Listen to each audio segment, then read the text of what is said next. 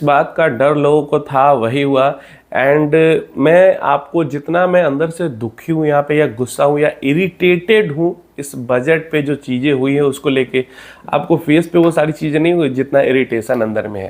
मतलब 1 रुपया मैं अगर कमा रहा हूँ तो उसी 1 रुपये पे 10 बार मुझे टैक्स किया जा रहा है, लेकिन जहाँ पे टैक्स एक्चुअल में लगाना चाहिए वहाँ पे टैक्स वैक्स लग नहीं रहे।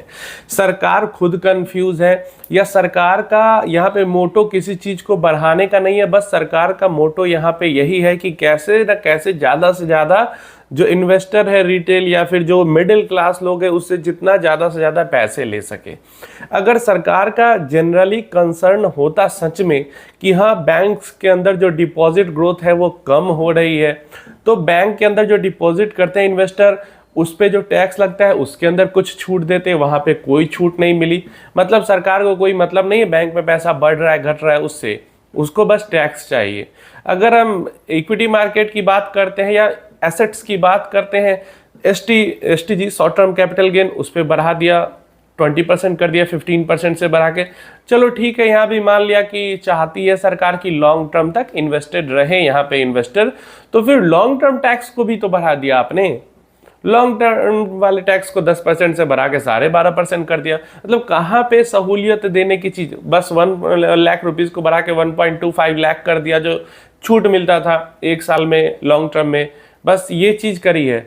हर जगह तो टैक्स बढ़ाया ही गया है, छूट की का एफएनओ वालों को अलग, मतलब पहले से लॉस में थे तो ठीक है, तो और टैक्स भी हम बढ़ा देते हैं, दुगना कर दिया एफएनओ पे टैक्स को, जो एसटीटी था उसको। मतलब क्या फायदा इससे होगा? बस पैसा, मान लो यहाँ पे एक चीज बस समझने की कोशिश करो कि मान लो मैं 100 रुपये कमा रहा हूँ, तो 100 रुपये मैंने अर्निंग की, उस पर जिस भी मैं टैक्स स्लैब में आता हूँ उस पर पहले मैंने टैक्स कर दे दिया, तो मैंने अपनी कमाई पे डायरेक्ट तो सरकार को टैक्स दिया ही, और उस कमाई में से बचा के पैसा अगर मैं इन्वेस्ट करता हूं स्टॉक मार्केट के अंदर में, तो उसमें ट्रांजैक्शन कॉस्ट में अलग मुझे टैक्स देना पड़ रहा है।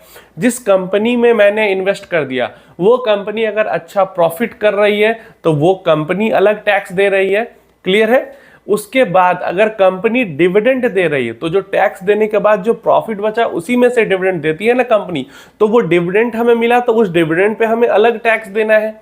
प्लस अगर हमने उसे बेचा, हमने जो इन्वेस्टमेंट की थी कंपनी के अंदर, शेयर्स को हमने बेच दिया, वापस अपने पैसे निकाले, तो 1 साल के अंदर निकाले तो 20% टैक्स देना होगा, और 1 साल के बाद निकाला तो 12.5% टैक्स देना होगा।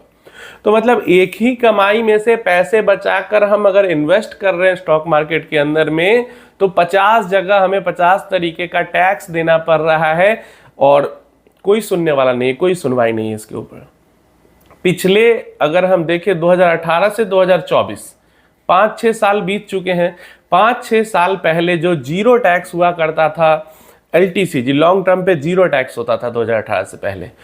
जो डिविडेंड था उस पे तो पिछले 3-4 साल पहले टैक्स इन्होंने लगा दिया, डिविडेंड पे भी कोई टैक्स नहीं होता था। तो 5-6 सालों में 12.5% एलटीसीजी हो चुका है, डिविडेंड पे आपके टैक्स स्लैब के अकॉर्डिंग टैक्स लगता है। तो मतलब स्टॉक मार्केट को यहाँ पे बढ़ाने की कोशिश की जा रही है या और डुबाने की कोशिश की जा रही है। जो रिटेल का पार्टिसिपेशन है वो बढ़ता हुआ क्या सरकार को हजम नहीं हो रहा? जबकि जब वीडियोस में बात होती है, जो मिनिस्टर्स बात करते हैं कि रिटेल पार्टिसिपेशन बढ़ रहा है, अच्छी चीज़ है, हमें बाहर के पैसों पे डिपेंडेंट नहीं होना पड़ता, एफआईआईस पे डिपेंडेंट नहीं होना पड़ता, तो ये करके ये पार्टिसिपेशन को और बढ़ाएंगे या पार्टिसिपेशन को और घटाएंगे। बाकी चीज़ें जो भी जिधर रही उससे हमें मतलब नहीं है, लेकिन as a mutual fund investor या फिर एज ए इक्विटी इन्वेस्टर मेरे लिए तो बहुत बुरा ये बजट रहा। ठीक है, 25,000 रुपये का उन्होंने जो छूट है उसको बढ़ा दिया है, लेकिन 15 का 20 कर देने से ठीक है, जो लोग सट्टा खेलते हैं, जो लोग स्पेकुलेट करते हैं वो अलग है, लेकिन जो एकदम एनालिसिस करके स्विंग ट्रेडिंग करते हैं उनको भी तो यहाँ पे डेड कर दिया जा रहा है। जो पैसा वो कमाएंगे, एक तो ट्रांजैक्शन कॉस्ट में काफ़ी सारा पैसा चला जाता है, ऊपर से जो पैसा वो कमाएंगे उस पर 20% अलग टैक्स देना पड़ जाता है। जो स्कैल्पर्स वगैरह हैं उनके ऊपर भी टैक्स बढ़ गया, लॉन्ग टर्म वाले पे तो बढ़ा ही रहे। तो ऐसे में कैसे पार्टिसिपेशन बढ़ेगा? ऐसे में तो स्टॉक मार्केट के अंदर भी पार्टिसिपेशन नहीं बढ़ेगा। प्लस जो बैंक के अंदर डिपॉजिट ग्रोथ की बात हो रही थी, वहां पे अगर कुछ छूट देते, टैक्स रिलीफ देते, तो हो सकता है कुछ लोग इन्वेस्ट करते हैं वहां पे, तो वहां पे भी कोई छूट नहीं मिली। ऊपर से जो इंडेक्सेशन बेनिफिट मिलता था डेट फंड्स वगैरह में, उसको भी लगभग बिल्कुल खत्म कर दिया गया।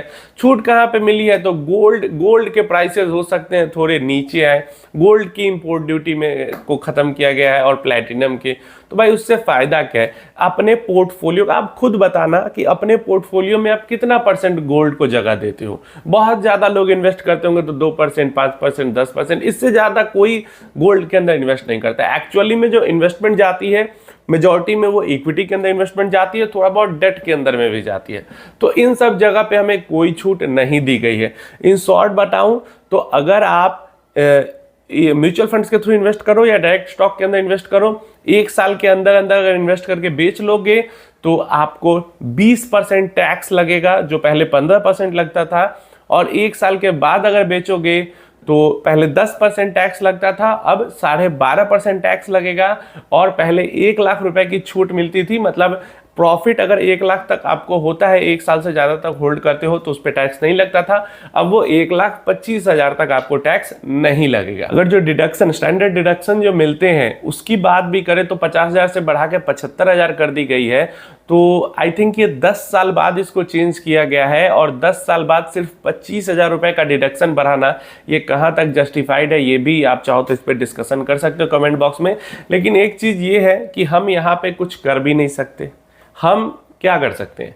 हाँ, अगर ये इलेक्शन से पहले ये सारी चीजें आती तो डेफिनेटली का इलेक्शन का रिजल्ट चेंज हो सकता था। और मुझे ये नहीं समझ में आता कि बार बार टैक्सेस को लेकर बात आती है, ऑपोजिशन का जो भी मुद्दा होता है, ऑपोजिशन वाले जो भी अपना क्या कहते हैं उसको मुद्दे बनाते हैं, पॉइंट्स बनाते हैं कि ये चीजें हम करेंगे जीतेंगे, तो वहां पे ऑपोजिशन वाले भी टैक्स को लेकर बात ही नहीं करते हैं।